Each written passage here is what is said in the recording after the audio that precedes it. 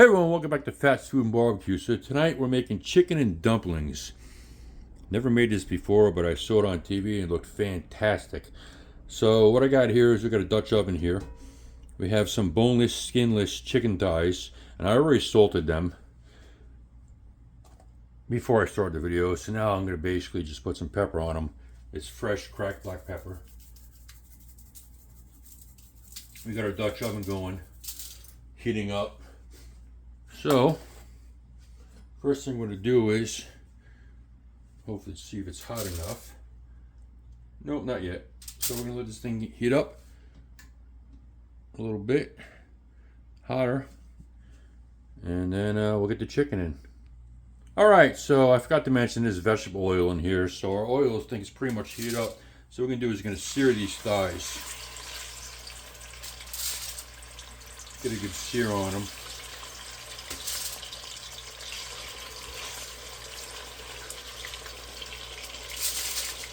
And I did add a little extra vegetable oil to this pan, this pot, because after these thighs come out, we're going to be adding our veggies. So we'll get these in there. It looks like a perfect fit, pretty much. So we're going to let these guys go, get a good sear on them, and then we'll be back when they're almost there. Alright, so our chicken's going, and we give them a flip. I didn't really get the sear I wanted on them. Somewhat, but only because I didn't let the pan heat up hot as I wanted to, but that's alright, still going to be amazing. So these guys are a little flip here. Yeah, looking good actually. We'll give these guys, I don't know, another 30 seconds. And then we'll take them out. Now, keep in mind these aren't going to be fully cooked, because we're going to be cutting these up and putting them in the middle of this whole process. So we'll get these cooked for another, I don't know, 3-4 minutes, and then we'll come back to it. Alright, so we're going to take our chicken thighs out. Now, the reason I'm using chicken thighs is a few reasons. Number one, they're a little more forgiving. They're more juicier than chicken breast, and they won't dry out as much as chicken breast will. So we're going to turn this heat down a little bit, get this chicken out. Some of it's sticking to the bottom, but we're going to fix that. Turn this down. And now, what we're going to do is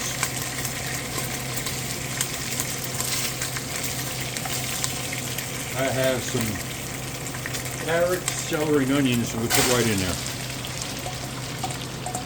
Okay? Let me give this a good mix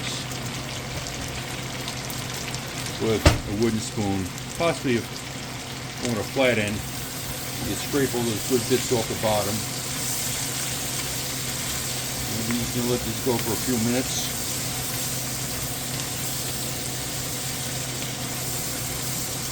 Alright, while these are going, we're going to add some, keep hitting the camera, some kosher salt,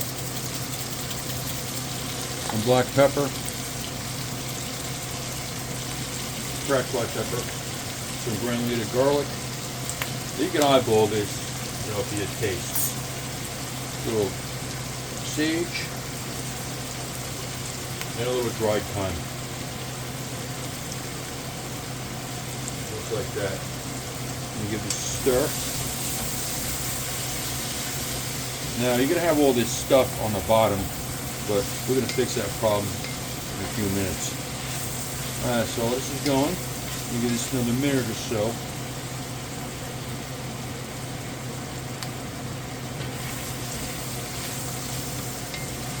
And get all the oils there, the sage and the thyme. They're all going together.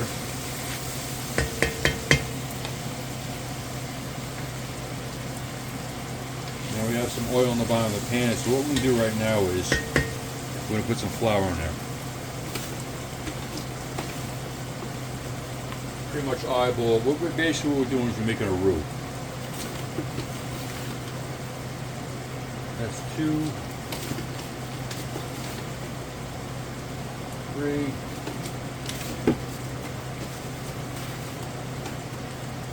4. I got 4 tablespoons of all-purpose flour. Stir that around. And what's going to happen is, once we deglaze this pan with the chicken stock, usually use white wine, but I don't have any. So we're going to deglaze this pan with chicken stock, and all these good bits on the bottom are going to come up. So I'm going to add a little more flour to it.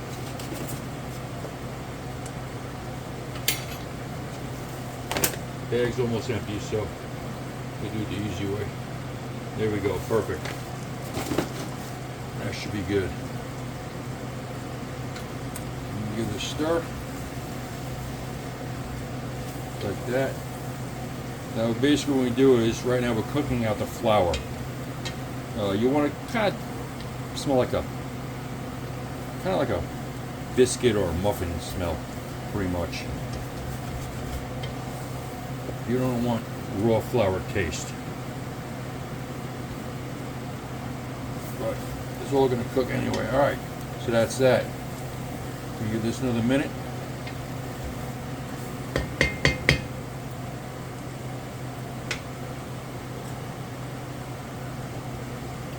We're let this get heated up a little bit, and then we'll add our chicken stock.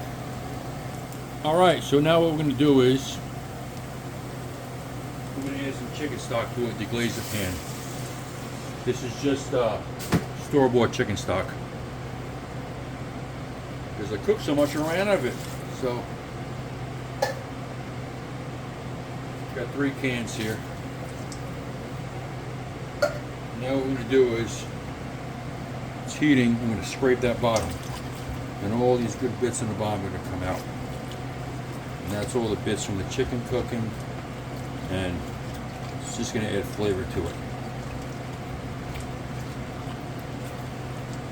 And once this heats up more, it's basically going to thicken because of the flour and the roux that we made. But basically, if you feel anything on the bottom, it feels a little rough, scrape it up. And the more it heats up, the more easier it's going to scrape up. Alright, so we're going to let this guy heat up. And then we'll do a little more scraping, all that fun stuff, and we'll see you in a few. Alright, while our chicken and veggies are cooking, let's make our dumplings. So what I have here is 2 cups of flour. So next what I'm going to do is I'm going to add 2 teaspoons of baking powder.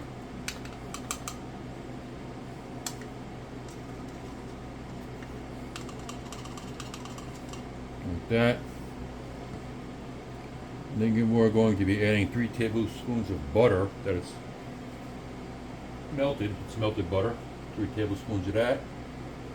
We're going to do a teaspoon of onion powder.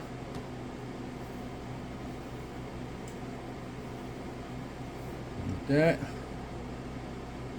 Then we're going to do a teaspoon of granulated garlic.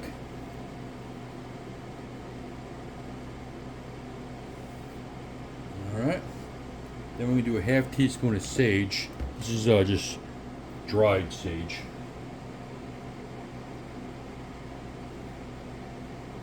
Comes out slow.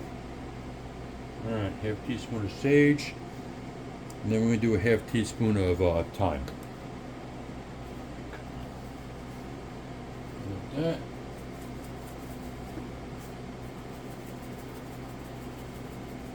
There we go. Next, we're going to go in with 3/4 cups of milk. I don't have milk, so I'm using it half and half. Hopefully this works. We're going to find out. And we need a teaspoon of salt. So we're just going to eyeball this one. I'm using kosher salt. There we go. And then last we're going to add is a 1/4 cup of sour cream. Just like that. Get this out of here. Beautiful. Like that. Alright, now we're going to give this a mix.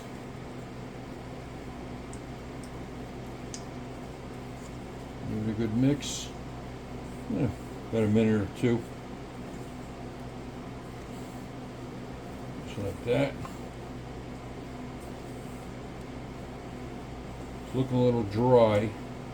Why, I don't know. Follow the recipe. So what I'm going to do is I'm going to add a little more half and half to it.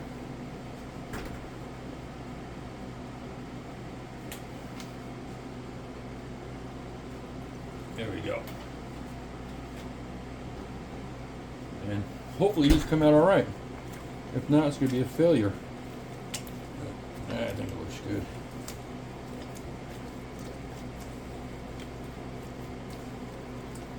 Alright, what I'm going to do actually is I'm going to get right in there with my hands. Mix it up. Actually, this feels more like it should. Just like that. Now you could use bread flour, rice flour, I guess. I don't know if it's gluten free, but this is just all-purpose flour. So that's it. So we're gonna let this rest for a little bit, and then after that, we'll move on to the next step. All right. So here's the chicken that we made before. We half cooked it. So what we're gonna do is gonna kind of cube it up in little pieces. Actually, I'm gonna get a plate.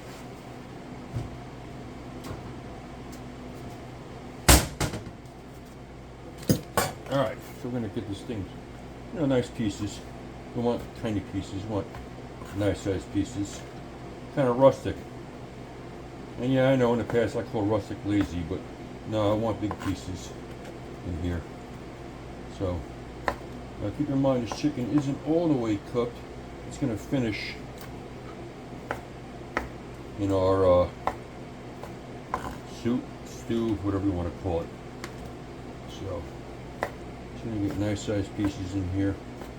We don't want little pieces like, kind of like you get in Campbell's chicken soup or something. We want nice sized pieces. So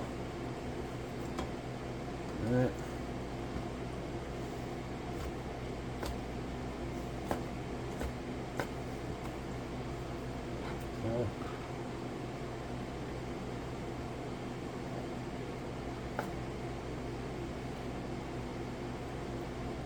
So what we're going to do is I'm going to finish this up right here, and then all this juice right here on this plate, that I just spilled, we're going to add that right back into it also, into the pot.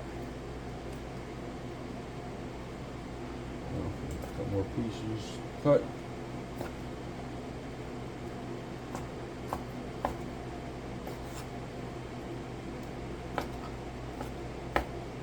Like that.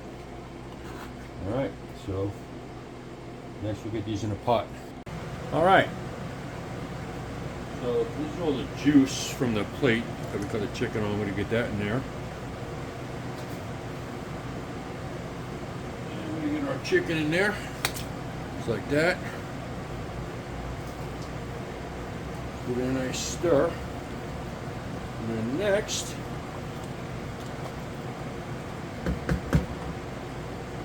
we add some frozen peas.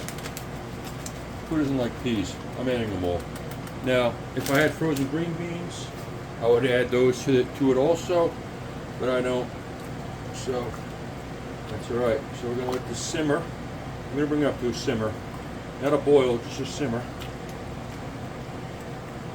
And we have no bits sticking on the bottom, looking and smelling amazing. So we'll bring this up to a simmer, and then we'll be time to add the dumplings, and we'll see you then. And one more thing I forgot. Usually this calls for heavy cream or milk. I don't have either, so I'm using half and half. So I'm going to put about a quarter cup in there, just like that. Give it a stir. Make it a little more creamier. Look at that, looking beautiful. It's nice and thick. And once we put the biscuits in there, well, not biscuits, dumplings, it's going to make it even thicker. That is looking beautiful. So we're going to let this go for a little while, and then we'll be back when it's time to add the dumplings. All right, so we're simmering now. So now we're going to add our dumplings. So anyway, I got a spoon here. I don't know. Let's get a little bit on a spoon here. We're just gonna drop them in there. Just like that. And hopefully it comes out great. Don't know, never made this before. It looks good. I'm gonna get these in there. I'm not going for any size or anything. I'm just gonna drop them in there. Okay.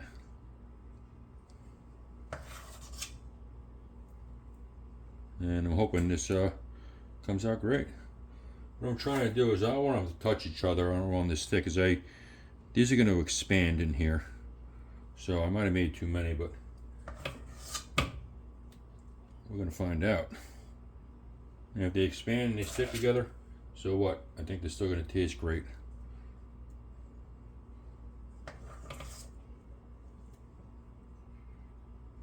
Okay.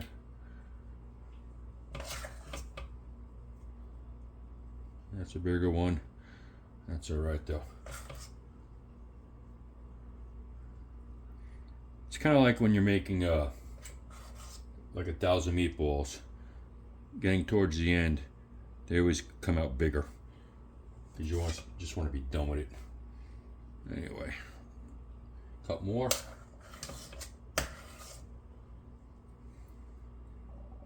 I think it's going to work out just fine. Famous last words, but